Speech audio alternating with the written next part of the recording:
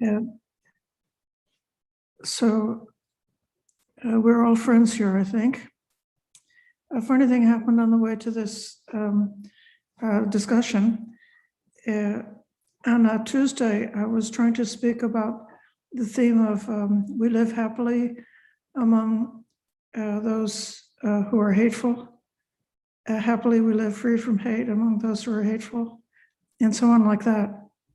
And while I was trying to explain it, somebody came into the group who was hadn't been there before and was not familiar with the etiquette and manners of being very nice and respectful towards a bhikkhuni. And so then it was like I had an opportunity to give a live demonstration of being like perfectly equanimous, joyful, happy, and undisturbed by someone coming in who's in a really different wavelength.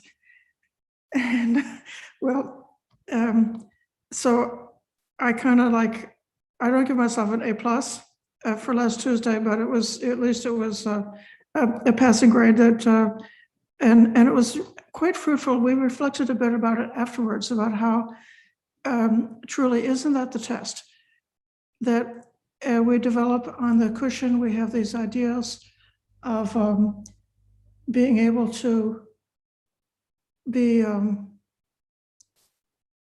among a kind of a metaphorical war, or even an actual war, an actual conflict among people who have different ideas or different views, and who may be strongly and even aggressively advocating about their views and ideas.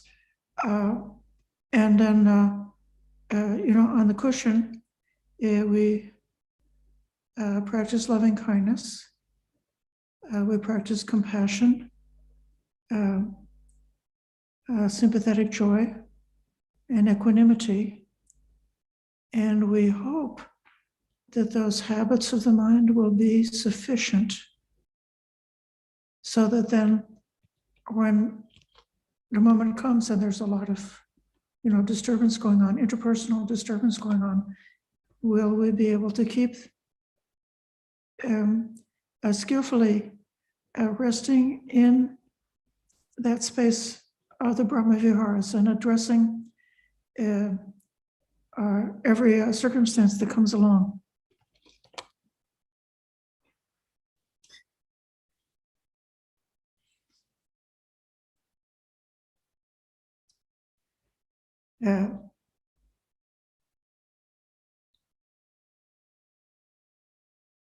That gentleman, maybe he's going to come back on Tuesday, then we can continue discussing about the Buddhist theories of time. But he trampled on my Dhamma talk. So I'm planning to actually, I was able to somewhat stay on theme or return to theme. I'm going to come back and edit that talk because I felt it was actually kind of useful, this idea that if we take the metaphor of the Buddha, who through his superhuman powers manifested floating in the sky over the Rohini River between the two factions that were getting into a war about water resources,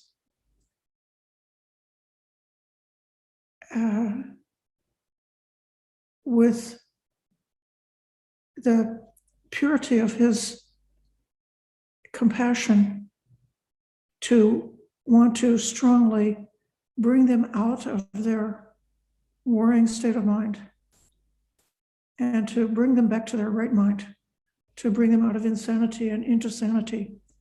And then when the soldiers saw him and they were feeling embarrassed and they tried to hide their weapons, and they became ready to listen. And so my idea is that this is true on an interpersonal level or a social level, and it's also true internally, that when we ourselves get into a tangle if we ourselves get into something really, these interpersonal things can be quite tough. There's somebody I was talking to recently who's in a real tangle with their mother. And, it's like a mother wants you to be this way and you want to be that way. And oh, how painful, how distressing, how, what a cause for upset and tears, really. And so then that's how these karmic knots happen, especially with the people that we're close to and who we love at the social level, that other people's ideas of how I should be, what I should do, that all gets internalized, and then it's something that needs to be held on to skillfully.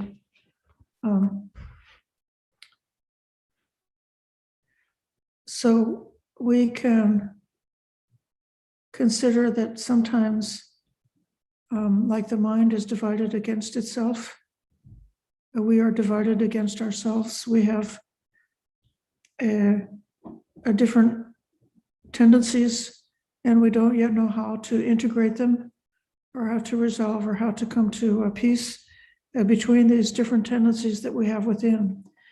So we see, like, I know I should be energetic, but I just want a nap.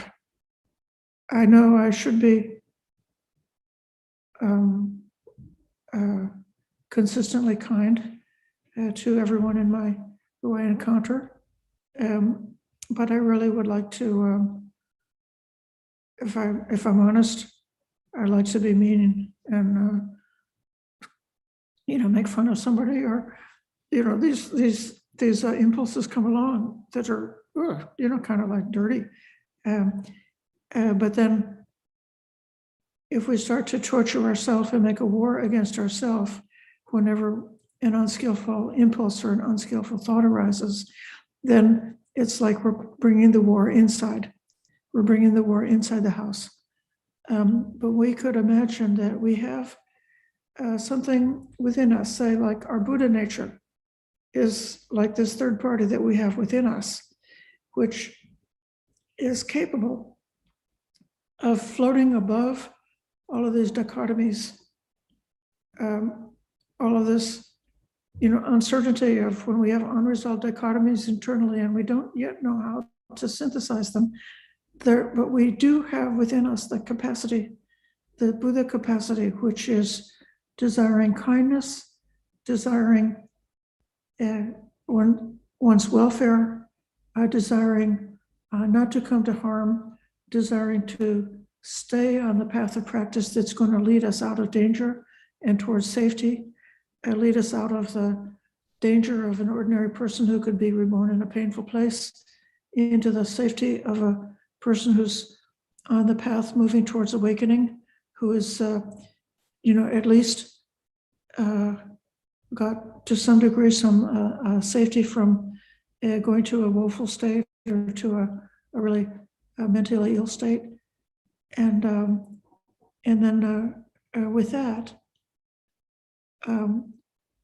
whatever we find within us that's unskillful or unwholesome, we can talk to ourselves, do this self-talk in a way which is not warlike, not quarrelsome,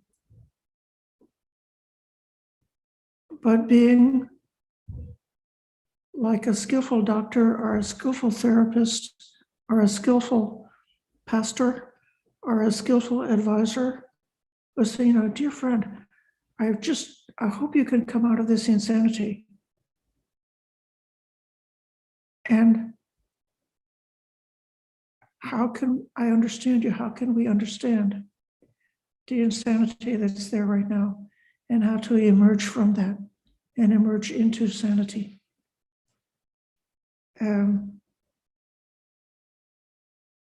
I think that's enough of